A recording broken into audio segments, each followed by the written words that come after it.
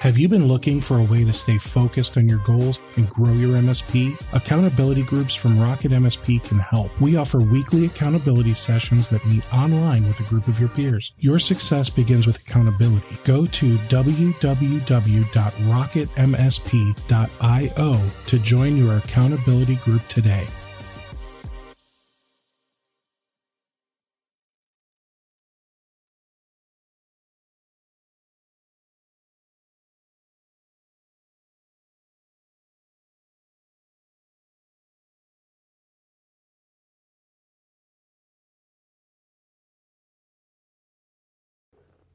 So Dale. Yes, sir. we were talking yesterday about how oh boy how kind of you got started and what it was like as you started to grow in those first few years. And the one thing we didn't talk about, Dale, is I felt a little intimidated after we met. I don't know if you realized I started growing my beard. Oh, look at you. So Want to do a segment about beard growth? No, we don't have to do a whole segment about it. But I just thought you would appreciate that. I do appreciate it. Thank you. Absolutely. Yours is quite nice. I'm a fan. So when we stopped in 2006, so roughly 4 years after you started the actual business, Enable reached out to you. They started teaching you about what an MSP is. Like, you were already kind of doing this. You were already very knowledgeable in enterprise tech and performing enterprise service thanks to your experience in the Marines. So what do you feel like once you started to get like the right tools or just better tools? I don't know if there's ever a right tool. I'd say probably more aligned tools, right? I was using tools, but certainly the RMM, PSA, they were made for what I was doing, right? They solved that problem. So once you got the RMM, the PSA, what do you feel like your biggest hurdle was to continue to grow? I certainly now you get into the world of sales and marketing. So Enable, taught me how to be, fixed fee MSP, right? How to be, reactive versus proactive versus fixed fee, hardware as a service, all these things. Now, the thing that I thought was a challenge certainly then was I had all these clients that were accustomed to that traditional way, hourly, block time, things like that. So now I had to go convince these clients to move over to more of the monthly, right? So at the time, as an industry, again, it's still fresh. So clients weren't really accustomed to paying per month like they are today, right? To them, especially at that time, it was expected to be hourly and they were hoping to call you as little as possible, right? But meanwhile, we all knew, and I certainly knew, and this was my enterprise mindset, I knew we needed to be doing maintenance on the systems, and although I was still serving that through block hours, right? I was telling the clients, hey, you got so many systems, we're going to charge you so many hours per month. We're going to, deduct them, whatever. Getting enlightened to now I've got this tool set. Now I can go fixed fee and what that really meant. And at the time, Gavin Garbett, and I think definitely, he's got a new company today, Augment, which is today's SaaS version of what RMM was today, right? RMM, sure, it's there. As long as we got hardware, we're going to need it. But today, everything's moved into the cloud. So how do we do the same thing for cloud services? So Augment's a major thing I'm following right now because it's really in the next phase. That's the evolution, if you will. And I think it's exactly what's needed today versus then. But my biggest challenge was taking my clients and convincing them to now pay me this fixed monthly fee, right? We're not going to be counting hours anymore. We're going to be this, that, and the other. So go ahead. That's scary. It is scary back at that time. Yeah, it was. I remember that transition, like when I got started, everything was still like very commonly block hours.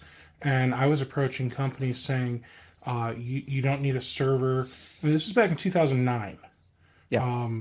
You don't need a server. We can do everything in the cloud. You don't need to pay me per hour. I can just manage everything, maintain it all, and just keep your business up and running for X dollars a workstation, and then X dollars a user, and X dollars a server, and all that. Like it was scary. Yeah. And there was a huge reluctance. So Mm-hmm.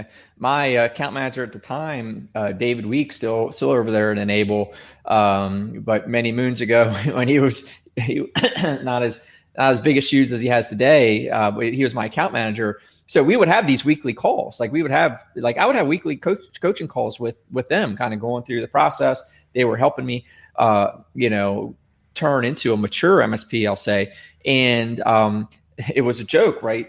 We had built the list, like, what are all my existing clients? How much are they paying per month? How many systems do they have? And like, I had like the transition list. So the joke was David would call me and go, "Hey, David, Dale, how are you doing transitioning your clients over?" And I'm like, "Oh, I haven't transitioned any of my clients, but the new prospects I'm talking to, they love this shit, man. Like to them, it was like, oh, wow, I don't have to count hours anymore. Like they got it, right?" So what was funny was, whereas we were expecting, the expectation was by their blueprint to convert your existing clients.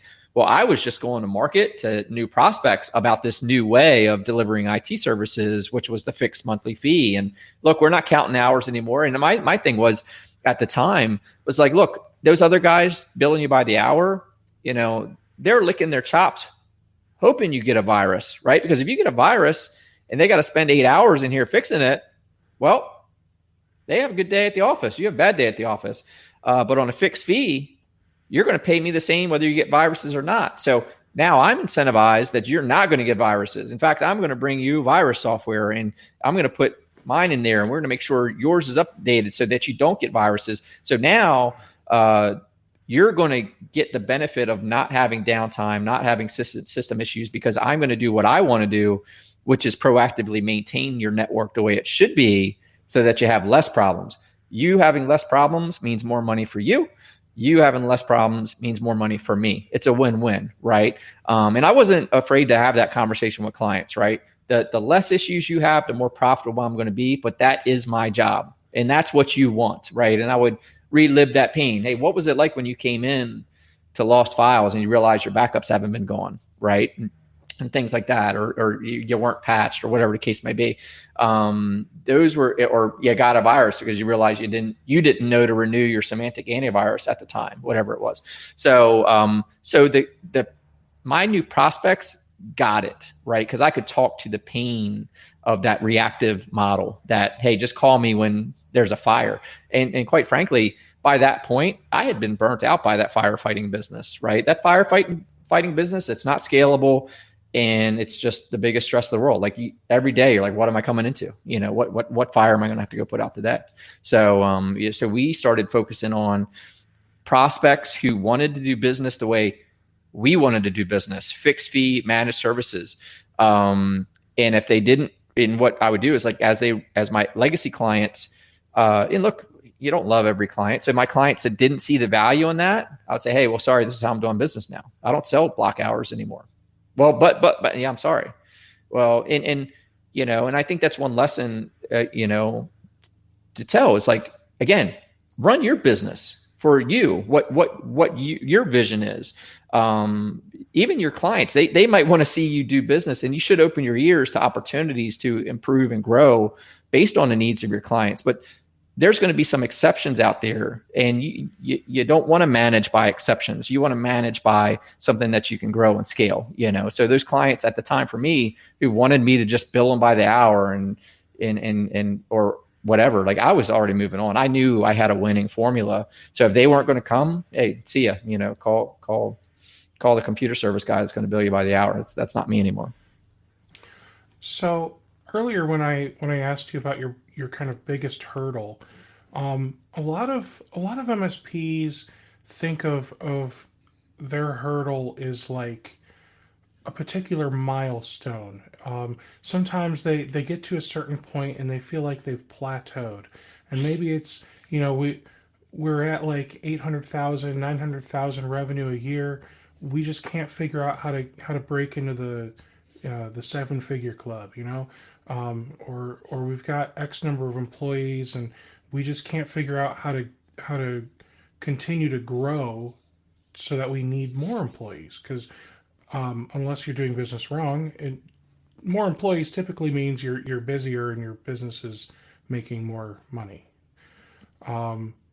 Do you feel like you at any point kind of plateaued? Fortunately, we never really did. We were always on a trajectory of growth. Over the course of that time, I was continuing to reinvest into the business. So I went and bought new office space to expand. I started in the bedroom of my house. My cousin was renting the room from me. We worked out of here. I think one day I came home and he was asleep and not answered the phone. That's when I hired my wife. And then, I was like, well, we need office space. Now we got 2 employees. So I rented a little, corner of an office. And then when their upstairs tenants moved out, I took over the upstairs, and then I grew into the half of their downstairs. And then I had to go buy my own building, and we were always growing. So I guess my hurdle was always uncorking for the growth, so to speak. But otherwise staying consistent, getting into how did I grow? Just networking and referrals, networking and referrals. People want to do business with people they know and they like, right? And so you've got to get out there and network. You've got to expose yourself. You've got to tell people what you're doing. And I was constantly doing that. I went to networking events constantly. Anything I could go to, I did. And we made that a team effort. So my wife would go to things. She was on boards. I was on boards. We were going to whatever events we could. We were just talking. We would be intentional about going to these events. Like, hey, so-and-so's company is probably going to be there, or, hey, let's see how many, business cards we can get of prospects and ask for meetings there, So I think around growth, we were just always networking and growing the business, and being willing to open up and reinvest back into the business and to let it grow. I think what I see a lot too is the founder's cap. Where if anyone's not read it, those of you guys out there who are, starting your own business, thinking about starting your own business, or maybe trying to find ways to brew. It's The E-Myth by Michael Gerber. I read that many moons ago, and that really talks about what I was speaking about earlier, which was, that mindset of once you start the business, now you're a business owner. But the founder's cap is real, right? So long as the founder is doing everything more than they should, now that business can only grow to what their 2 hands are capable of doing, right? So much as they hold on and do everything, that's as far as the business is going to grow. So, being willing to, delegate, shed as you grow, be willing to do that. Look, you can look at that as an expense, but I would challenge the fact that, those poor IT clients, right, that look at us as an expense, and we're going, no, we're actually an investment, right? Because when you get a good MSP, you're going to have less problems and your business is going to do better, right? Mm-hmm. That's the same mindset, right? If you're the MSP business owner, but you're struggling to grow, but you're also afraid to go hire, that office admin, right, that you need, or hire that salesperson, or hire that marketing person, because you want to do it. You want to do it all, right?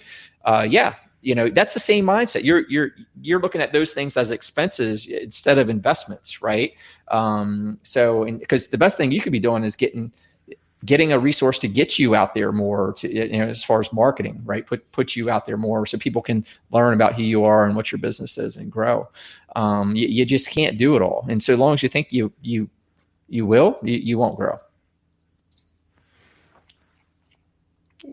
While we were growing, what was the best source of leads? Was that typically the networking and referrals for you? It was. And I wasn't afraid to ask clients, if they had any other folks. I think another way that I liked to win was hey, if I was I would always look at clients I was having success with, right? So if I'm having success with a healthcare provider or whatever, I'll go, okay, what other healthcare providers are in the area? And I'd just send an email, make a call, put them on the list, to target a networking event or whatever, and say, hey, Bob over to we did a lot of small medical offices, for example. So if I want a dental office here that was like the premium one in that area, I would look in the surrounding area and go, and I would start soliciting out to them like, hey, I'm serving Dr. Downs, and as you may know, he's got a prominent practice. Maybe there's a way that I could help you too, right? And now I'm coming with some credibility, right? That's always big. You got to come with the credibility, but you got to seek first to understand, right? So when you get the opportunity to talk to folks, whether you're networking or whatever, make it about them, like not about you. This is what I do. No, tell me, hey, what do you do? Oh, you run a dentist office. Great. Like, how long have you been doing that? How many systems do you have? Do you have any software? Right? You just let them tell their story, and then their problems are going to come about. And then you just kind of challenge them. Well, how are you addressing that problem? Well, I've got a guy, but he only does this on the side, and he can get to me every 3 days. Oh, really? Hey, if you ever get in a jam, call my team. I mean, my staff's full time. We service people if it's on site same day if we have to. You do, and you're just planting seeds, right? Because the next time that dude that he's down and he's calling his cousin's uncle's nephew, who does it on the side, and he can't get there, he's going to grab that next card. He's going to call you, and you've won that. You do your thing.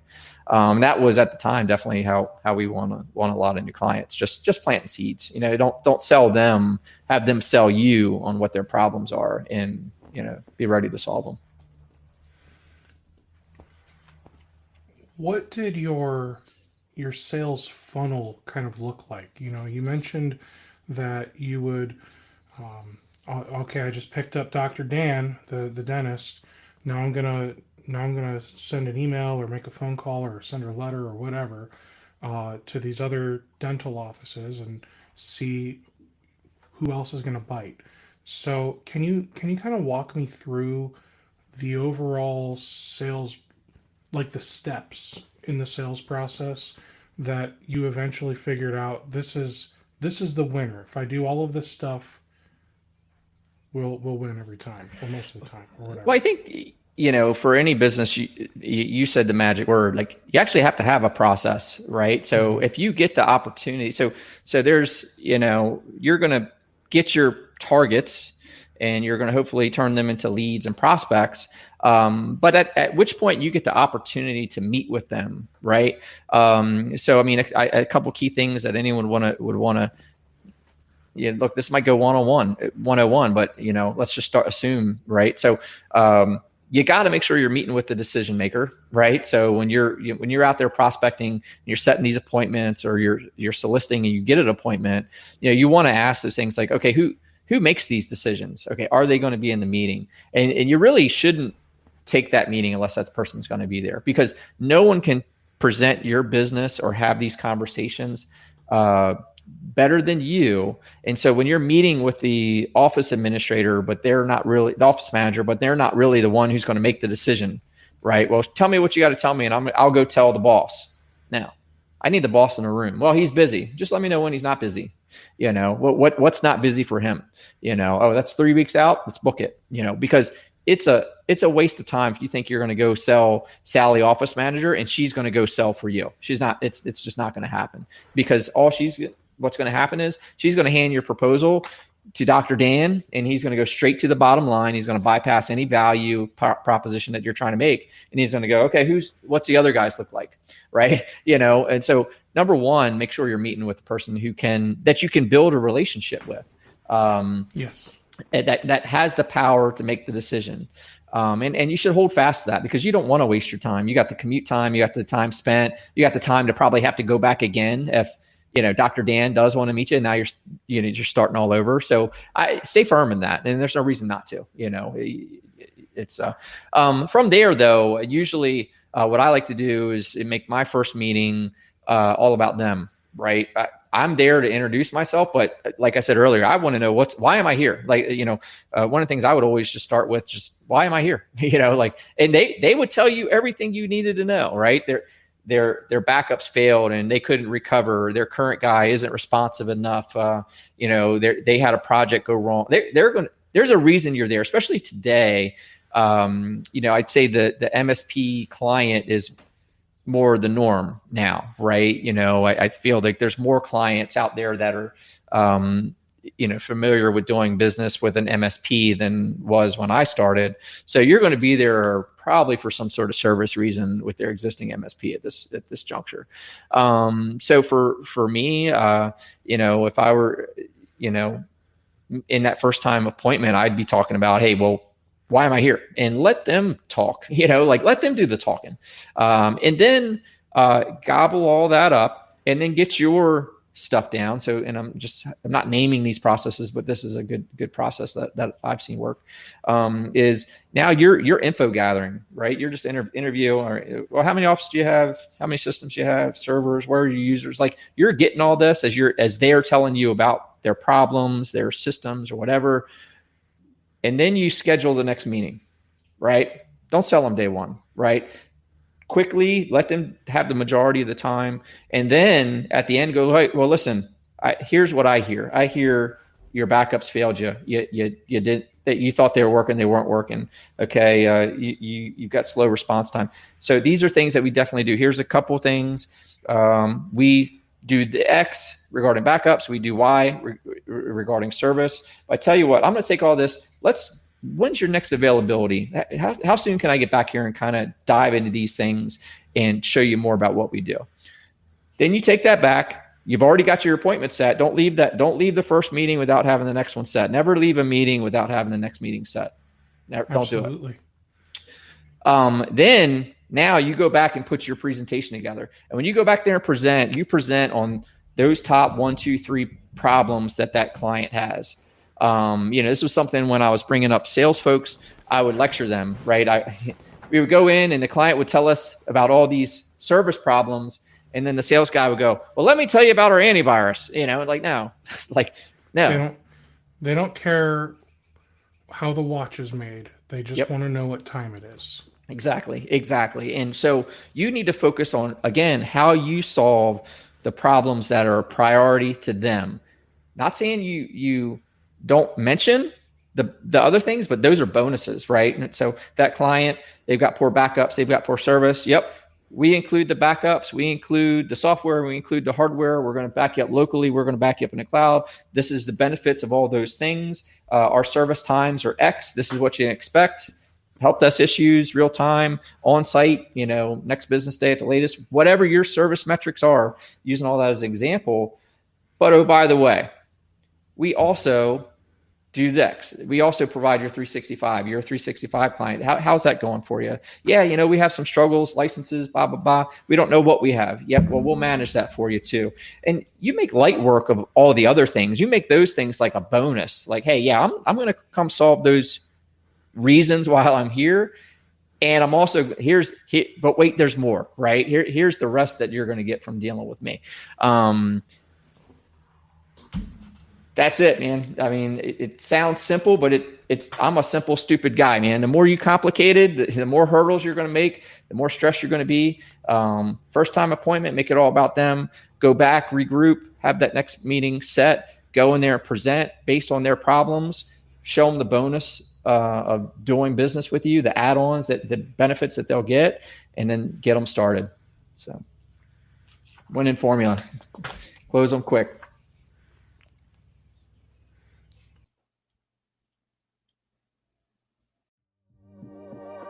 Have you been looking for a way to stay focused on your goals and grow your MSP? Accountability groups from RocketMSP can help. We offer weekly accountability sessions that meet online with a group of your peers. Your success begins with accountability. Go to www.rocketmsp.io to join your accountability group today.